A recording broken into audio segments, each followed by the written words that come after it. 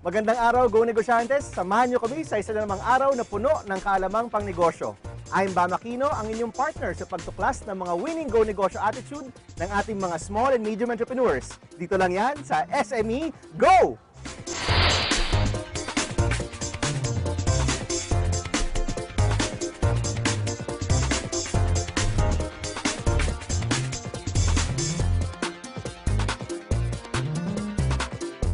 Let's go!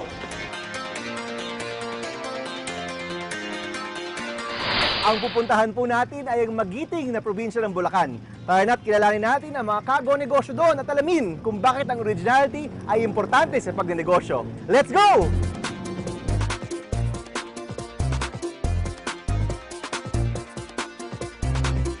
Bulacan is among the most progressive provinces in the Philippines. It is said that Bulaqueños are highly enterprising and industrious. Excited na ba kayo makilala ang mga kago-negosyo natin doon? Ako, excited na! Hello, Josie. Nandito na kami sa Bulacan. Ano bang first stop namin? Good morning, Bam. Since ang breakfast ay isa sa mga nagpapaganda ng araw, kailangan mag-breakfast ka muna. You should go to Aling Sitang's Kakanin Store at subukan ang puto at goto nila. That's a great idea. Let's go!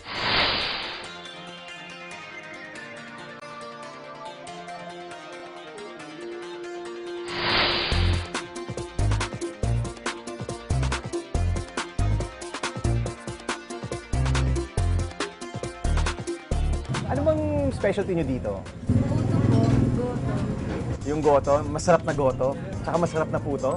Sige, pa isang goto tsaka isang puto.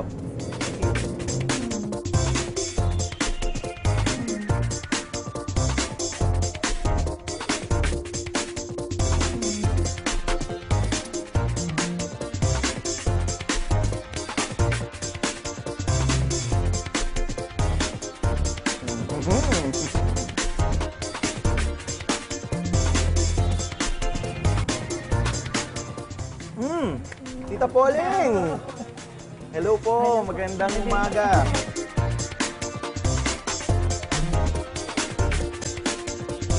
Tita, upo tayo. Okay, ito po yung ating pinakasikat na puto Apo. dito sa Sitang's Eatery. Sino po ba si Aling Sitang? Nanay ko. Nanay ninyo, no? At ilang years na ho ba yung Sitang's Eatery? Magpo 42 years. 42 years, no? Since 1970 kasi kami. Okay. And kayo ho, bilang isang entrepreneur, kailan ho na-turnover sa inyo yung negosyo? 1979. Magte-13 years nung nakasali. Okay. And in those 42 years ho na si Sitang's Eatery ay buhay na buhay at ngayong umaga nga napakaraming customer, ilang beses ho kayo nagpalit ng recipe ninyo sa inyong puto? Hindi po kami nagpapalit ng recipe. Hindi ho talaga nagpapalit? Hindi po. So Yan itong- po talaga iniwanan ni Inang Nanoy. Yan na din ang talaga pinagpatuloy namin. So kung nag-time travel po tayo ng 42 years ago, gantong-ganto rin po yung Ganito puto. din po siya. Okay. Marami pong mga gumagawa po ng pagkain na nag-iiba-iba ng formulation. Bakit po kayo hindi nag-iba ng formulation? Kasi po ito na yung talagang, dito po siya nakilala. Dito po ito yung pinanlaban niya. Dito po talaga yung, kasi po sinali po siya sa iba't ibang contest. Siya nang una talaga, lagi siyang first. Lagi siyang may una sa paggawa ng puto. Importante po ba na medyo iba ng konti yung recipe po natin o iba ng konti yung lasa po ng ating puto? So amin po hindi na kasi ito na talaga yung nagustuhan sa amin. Ito po yung talagang dinadayo niya. Eh, ano po yung inyong reaksyon po sa kompetisyon? Kasi alam ko po marami rin pong nagpuputo dito sa Bulacan. Yung nasa suki na rin, yung talagang nakakatikim ng mga ano namin, mga timpla namin. Sa amin lang po talaga nagpupunta, hindi sila bumabago na ano. Marami na rin po kami naging competition dito. Marami ho naging kompetisyon pero kayo po yung Kami po 42 talaga. years, no? Kami So po kayo po yung ginagaya. Mhm. Meron po bang secret yung puto po natin? Ay, may secret po. Bigas lang po siguro sa... Doon lang po talaga sa bigas ang importante dito.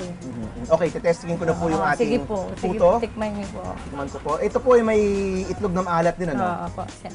Saan ho galing yung itlog ng maalat po ninyo? Dito din po, gawa din lang din po dito sa Malolos. Ito rin siya. Sarap. Ito po siya. Nakita ko ho na although ang specialty ho ninyo, puto, tsaka goto, marami na rin ho kayong binibenta. Marami po. Pwede mo natin tingnan? Opo, Tingnan mo ayun natin. po Okay, so ma'am, ano ho dito yung mga gawa po natin? Ito po yung kutsinta. Mhm. Iba ng konti ho itong Kasi kutsinta ninyo, pero ano? ano po siya, meron din po kami nila. Pareho lang ho ba yan? Pero pareho din po siya, kaya lang may flavor. Okay. Plain lang po yan, ito munggo. Kasi ano, sanay Ito ho po tayo yung sa cheese. bilog na kutsinta, di ba? Ito square na Ito, kutsinta. Through the years ho nyo na-develop yung mga produkto pong ito, sabay-sabay ho siya. Opo, sabay-sabay naman po kasi mana po ni nanay ko sa nanay pa niya. So, So sa lola pa po yung mga lola recipe. po yung recipe na yan. Okay, so puto, kutsinta. Sapin-sapin. Tsaka ito ho, no? Itong kasaba. Kasaba. Okay, hindi naman ho kayo nahihirapan na parang ramen yung produkto na binibenta. Ano naman po, marami naman pong manggagawa. Marami naman pong katulong kami. Tsaka kami pong magkakapatid. Ano po ba yung goal ho natin? Ang goal namin. Mapalabo pa po namin to. Kasi yung mga anak namin gusto namin po maano naman nila, maisali naman namin sa mga anak namin. Hindi ho ata kayo nawawalan ng tao, ano? Hindi naman po, kahit naman po. Ang mabilibusan kasi maaga, tsaka yung hapon. Marami po tayong sikreto sa recipe, pero meron po ba tayong sikreto sa negosyo? Yung quality na nga lang po, inala po kasi nga amin talagang ano yan. Yung recipe, yung Opo, yung quality. recipe namin. Opo, para balik-balikan. Tsaka yung pakiki-entertain sa tao po. Magandang... Pakikitungo sa Opo, kanila. Kasi para po balikan. Hindi po ba? Ang negosyo nila Aling Poleng ay nagsimula pa noong 1970s mula sa original na recipe ng kanilang ina na si Aling Sitang. Pinag-aralan at pinanatili nilang dekalidad at orihinal ang kanilang produkto. Kaya naman, swak ito sa panlasa ng merkado, lumipas man ang panahon.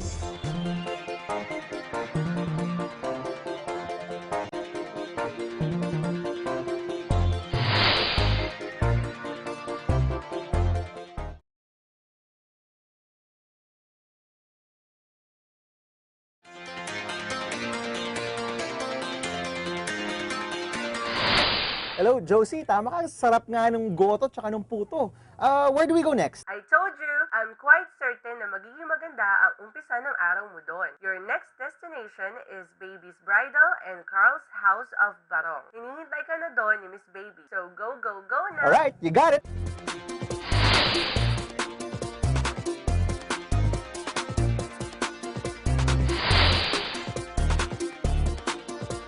Baby, magandang araw. Good afternoon po.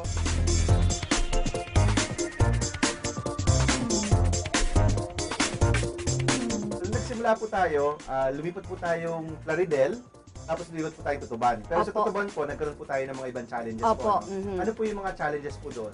Nung pong first year ko po doon, bali nag-try kaming mag-supply sa mga retailer po doon. Ang naging problema naman po, ini-issuehan lang kami ng mga post-dated check. Pagdating ng due date, nagbabounce naman po. Kaya medyo, Sakit ng ulo ho yata opo, ng ang hirap puhunan. mangolekta. Okay. ng ano po, kumbaga yung maliit namin puhunan, nawawala pa. Nauubos sa bad Opo. debts. Oho. Okay, so pagkatapos po nun, you made a decision na isara na po yun at mag-concentrate na lang po dito sa original Opo. place po natin. Ano?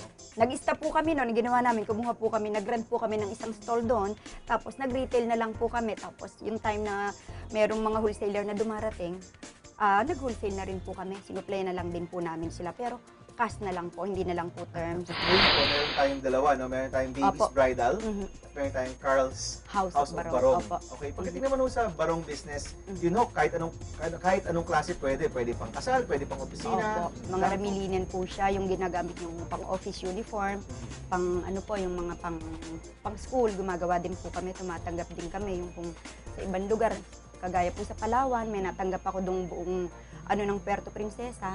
Bali, nakuha po namin yun, mga 800 katao na uniform, times 4, bawat isa po yun. Okay, ito naman po yung ating wedding gown. Opo. Paano po yung sistema po natin dyan? Yung mga brides ba, pagdating po nila, may disenyo na? Or maghihingi po sila ng disenyo sa inyo? Usually po may mga sample kami na paisa-isa na iba-ibang design, iba ring materials. Pag may dala po silang design, ginagaya po namin yung catalog nilang dala. Tapos, if ever na may magustuhan sila sa design, yun ang ikinakabit namin doon sa mga dala nilang Yung ano. mga bride po ba, mahirap na customer? Kasi diba talagang pihikan sa Opo, mga gown, di ba? meron po pa. Meron po madali, merong ano naman kasi usually naman po doon lang nagkakaroon ng problema sa fitting. Okay. Meron po talagang gusto talaga kasya naman, gusto fit na fit. Meron naman po fit naman, gusto naman iluwag. Doon lang Okay. naman po. Pero usually naman po naaayos naman, hindi naman po masyadong mahirap. Or hindi yung kaya yung unang fitting kasi usually mga bride, papapayat yan, di ba? Opo. Pagdating sa Talaga last, nagkakaroon ng maluwag na. alteration. Ganun po ang nangyayari. Mahirap po ba yung negosyo na nakafocus sa isang bagay lang, gaya ng weddings or bridal attire? Hindi naman po sa akin po okay lang kasi nga Pag po kasi medyo marami, medyo magulo rin sa isip, hindi ka makapag-concentrate doon sa talagang gawain mo. Kaya sa una po, talagang isa lang muna, dito sa gown lang talaga kami nag-concentrate. Okay, and of course, this strategy has been very good no, for the last, how many years na po yung negosyo? Bali, magpo 14 years na po. 14 years, Opo. at mukhang napalaki niyo po talaga yung inyong negosyo. Sa awa po ni Lord. Ano po yung sikreto? May sikreto po ba kayong ginagawa para po sa mga bridal gowns, Santa Cruzan gowns at mga barong? Normally naman po talaga, nagkakaroon talaga ng mga problema sa ganyan. Lahat naman po ng business talagang dumarating yung time na nagkakaroon. Ang sa amin po, pinakasikreto lang namin, basta po halimbawa yung customer, kahit pa yung pinag-usapan namin, yung talagang ginawa ko, meron pa rin silang hiniling, hanggat maaari po't kaya ko, ibinibigay ko. At maging parehas, yun lang po ang unang-unang dahilan. Maging fair dun sa customer, hindi talaga, walang dayaan. Kailangan yung binayad ng customer at yung kasiyahan niya, patas po Opo, yun lagi. mhm. No? So, Opo. kung meron po tayong future plans o mga gusto pong gawin sa ating pong negosyo, ano po yung sunod niyan? Sa ngayon po, gusto ko sana makapag-export. Kung anong item lang ang pwede naming ma-produce na talaga namang magiging in sa ibang bansa. Okay, yung saleable po Oo, sa ibang oo, bansa. oo. Mm-mm. Okay, at sigurado po ako na very soon makikita na po si Baby's Nako, Bridal sana. sa ibang parte ng mundo. Meron po ba kayong mapapayo sa mga gustong pumasok sa ganitong klaseng negosyo? Ang mai-advise ko lang po dun sa mga huwag matakot mangarap. Huwag matakot sumubok. Dahil po talagang meron ilan sa atin si Lord na biyaya para sa isa't isa. At sa akin lang po, talagang kailangan ng tiyaga at sipag at sakripisyo po. 14 years nang hindi naapektuhan ng kompetisyon sila Tita Baby dahil focused sila sa target market at sinisiguradong original ang kanilang design sa tulong na din ng pakikinig sa gusto ng mga kliyente nila.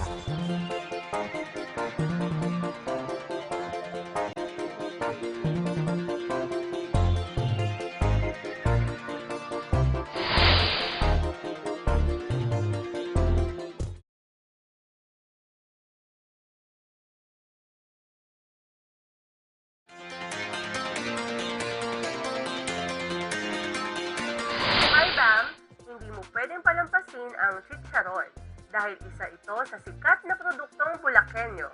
Kaya't puntahan mo na si Mr. Obet Halili. Alright!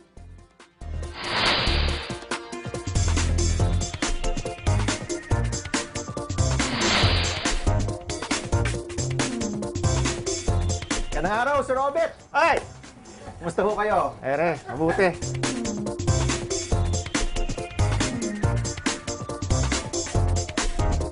Kayo po ang tinatawag nilang Chicharon King ng Bulacan. Yes, Okay. yes, yes. Pero yung pagiging king nyo po, minana nyo rin po yun sa inyong ama. Hindi po Bali ba? naman ako to sa aking father. 1986. 1986 po na kayo yung nag-take over. Ako na nag-take over. Nung nagsimula po yung tatay ninyo, iba po yung tawag sa chicharon, no? Tawag nyo doon, pidos, no? Pidos, chicharon. Pidos chicharon. At nung panahon po yon, dalawa lang po sila sa buong Bulacan nagchichicharon. Dalawa lang. Okay, ngayon po, napakarami na. Medyo marami na. Okay. Medyo, Ano po yung sikreto na mula nung panahon yon hanggang ngayon, buhay na buhay at napaka-successful pa rin po ng ating chicharon? I think tinatangkilik kasi ng tao. Pagkain kasi to, masarap. Pwedeng pang ulam, pwedeng panahog. Lahat ng klase po pwedeng gawin dito sa chicharon eh. Oho, pwede rin of course pampulutan. Pampulutan. Ayan, number 1 yan. Pampulutan. Okay, meron po tayong dalawang klase, no? Meron tayong tinatawag na ito yung may laman, di ba? Yan yung backpat kung tawagin. Oo. Hindi laman. Special. Special, no? At meron naman ho yung Belly kung tawagin. Siya ng parting siya ng baboy. Okay, at ito ho yung walang laman. Wala siyang laman. At these days, no, marami na hong kompetisyon. Marami na po yung gumagawa ng chicharon. In fact, nag-run po ng chicharon festival dito nung Yes. Pebrero. Paano po tayo nagsa-stand out? What do we do para po mag-stand out yung negosyo natin? Siyempre, kailangan ang chicharon natin malinis, masarap, crunchy, para tangkiligin ka ng tao. Yan. Meron ho ba tayong pinaka-challenges in the past 20 years po na tinatayo nyo po itong negosyong ito? Noon kasi konti lang ang aming niluluto eh. Siguro mga 50 kilos lang, 100 kilos. Sa ngayon, ang niluluto namin ngayon, tunay-tunilada na. Tunay-tunilada na po. Yes, tunay-tunilada na. Meron hong trend ngayon na yung mga tao daw gusto daw nila mas healthy. Natamaan ho ba kayo dyan? Or may mga tao ba na nagsasabi na ayoko na bumili ng chicharon kasi gusto ko mas healthy na ako? Siguro from 1986, kung ayaw ang chicharon, siguro hindi na rin nagtutuloy-tuloy ang chicharon. Kaso, gusto rin nila. Masarap ang chicharon kasi. Kumbaga, matibay ang chicharon. Matibay. Sir, ano ba yung pinaka-proseso natin ng paggawa ng chicharon? Unang-una, hilaw. Tatagain yan. Pagkataga, may mga sizes kami. May malaki, may maliit. Tapos, lalagyan ng asin. Habang niluluto, ang tawag doon, sangkutsa.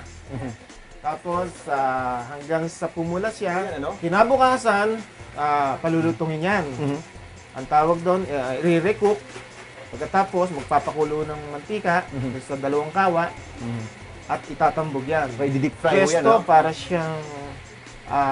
para siyang popcorn. Okay. Ano siya? Puputok-putok. Puputok-putok. Okay. Hanggang sa makita mo, yan ang finished Okay, product. and ito na ho, yung step na to, ito na yung Finished product na. finished product. So, pinipili na po niya kung ano yung At pinakabagay. pinapacking nga. Nung through the years po, nagbago po pa tayo ng formulation. Meron kasi noong konti lang, wala naman masyadong ingredients din eh. Ngayon medyo naglalagay na tayo ng mga pampasarap. Mga chili powder. At yan timplang po yan ang sikreto ninyo. Sinesikreto natin yan. Para naman medyo ano. Okay, at yan po confidential. yung nagbubukod dun sa Obet Chicharon. Yes. Meron mo ba kayong may papayo sa mga gustong pumasok na entrepreneur o di kaya pumasok po sa chicharon business? Pwede naman sila magpunta rito sa Santa Maria, Bulacan, magtanong kung paano gawin to, kung paano ang pagnenegosyo nito. Pwede namin kayong tulungan. Ito na po ang pagtotoo, Sir Obet. Testigin na natin ang Sige. inyong chicharon. Cheers! Cheers! Ano ito? Oh. Ang sarap talaga. Sikat ang chicharon sa ating mga Pinoy. Kaya naman, marami na ding entrepreneurs ang pumasok sa negosyong ito. Pero ang sikreto ni Kuya Obet ay ang sarili at orihinal na timpla. Iwas gaya-gaya para pumotok ka. Ika nga.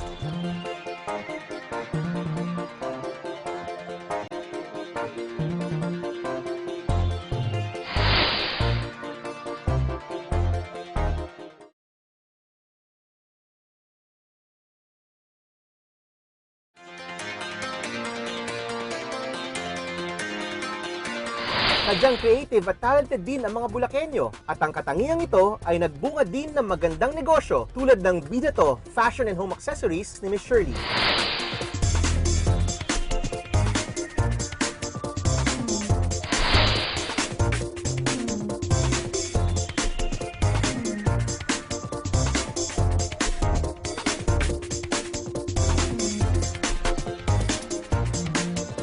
Ate Shirley, hindi pala ganun kadali gawin itong mga beads natin, ano? Dapat pumatyaga kayo. Matyaga talaga, no? Oo. Yung Bidato po, Bidato, of course yung bead doon, B-E-A-D, bead. 2009 po yan natayo. Kumusta naman po yung 3 taon natin na sa pagiging entrepreneur? Very fruitful naman po. Kahit 3 years pa lang, so naka-join na ako sa iba-ibang bazaars, trade fairs, tapos meron na din as of last year, may sinusuplayan na akong department store. I see. And paano po nagsimula yun? Matagal na ho ba yung hilig niyo sa mga kwintas-kwintas, mga beads? Opo, single pa lang po ako, talagang ginagawa ko yung mga accessories ko, ako lang gumagawa. I guess ho, nung mas bata kayo, nagsimula kayo sa friendship bracelet, ano? Opo, mga tali-tali. Tali-tali, di ba? Ngayon naman ho, beads. Beads naman. Ano ho yung market po natin for these beads? Usually ho, ito'y obviously sa babae. Ano po yung profile ng mga bumibili po ng ganitong klaseng accessories? Meron ako simula sa mga estudyante, employees, ayan, mga mothers. And alam ko po na kapag may bazaars, usually ho, kayo mismo yung gumagawa. So lahat po ito, galing ho yan lahat sa utak ninyo. Sa utak ko po. Saka Ako sa po puso nag-design. Opo. Dinodrawing niyo po ba yan muna o diretso na kaagad kayong gawa? From the beads, titignan ko yung mga combinations, yung klase ng beads, then from that, gawa na, diretso ng gawa. So kumbaga po iba rin ho siguro yung satisfaction ng lahat ng binibenta nyo, gawa mismo ng kamay ninyo, no? But usually, pag malaki naman ang order, ano po yung ginagawa po natin? Ayun, that's the time na kumukuha ako ng mga workers kasi hindi ko na kaya, volume order kasi yun eh. Okay, Tapos yung iba, binibigay ko sa mga kamag-anak ko, sa cousins ko, sa bahay nila. Sila ho gumagawa, pero yung design sa inyo pa rin. Oh, akin pa rin. So may pattern ho kayo May pattern, binibigay? gagayahin lang nila, then i-check ko na lang yung yari, yung ako magka-quality.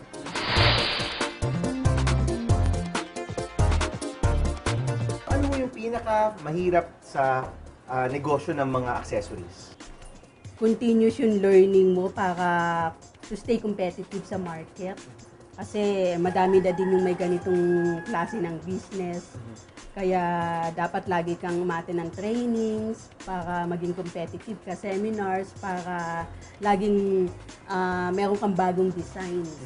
Pagdating ho sa bagong design, saan niyo po napupulot yung mga new designs or mga uso?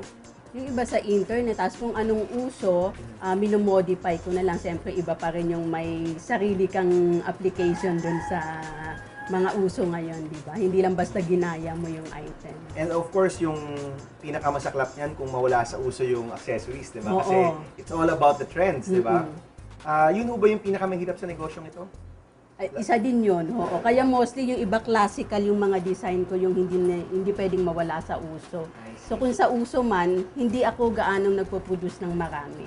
Ano po ba yung pinaka-challenge po natin sa isang accessory business?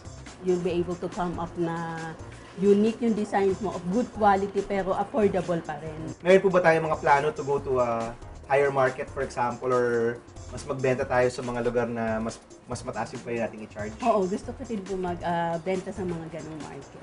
Pagdating naman po sa mga bazaars, alam ko po na may mga gawa po sa China, gawa sa mga iba't ibang lugar. Ano po yung pinakapanglaban natin sa mga produkto po na yon? Kasi most likely, mas mura po sila. Oo, yun nga eh.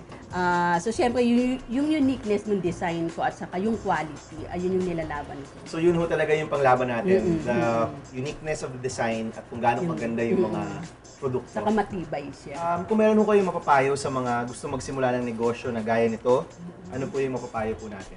Siguro dapat focus sila sa business nila, sa lahat ng aspect, hands-on sila dapat. So alam nila lahat ng pasikot-sikot ng business, yung detalye ng business mo, and then matyaga. Kasi maliliit yung mga detalye eh. Ate Shirley, tapos na ako! Ayun na! Tapos na! Approve! Hindi sa lahat ng oras ay mababang presyo ang sagot para mapansin at patuloy na tangkilikin ang produkto mo. Kadalasan nga, mas mahalaga na unique at may quality ito kahit na mas mahal ng konti. Yan naman ang sikreto sa tagumpay ng accessories ni Miss Shirley.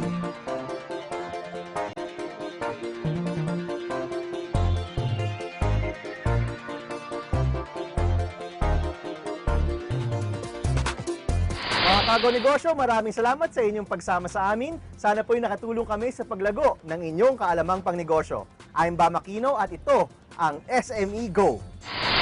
Huwag kalimutang bumili ng Go Negosyo Books, lalo na ang pinakabagong 50 Inspiring Stories of Young Entrepreneurs. Available po yan sa lahat ng leading bookstore nationwide at mahahanap ninyo po dyan ang kwento namin ng aking business partner. Need advice on how to start and run your business? Or just a text and click away. Text Go Nego to 2910 for Globe and Smart. Like us on Facebook, facebook.com/GoNegosyoOfficial. At mga kaibigan, huwag din kalimutang tumutok sa Radyo Negosyo every Friday, 2 to 3 p.m. sa DZRH para sa Metro Manila at radyo natin para naman sa mga provincial areas. At mula sa Go Negosyo, maraming salamat sa ating mga annual partners. PLDT, SME Nation, Smart Communications, Meralco, RFM Corporation, BPI Family Kanegosyo, Avon Cosmetics, Multiply.com, The Orchard Property Marketing Corporation, Isuzu Philippines Corporation, LBC Express Incorporated, Value Line Systems and Solutions Corporation.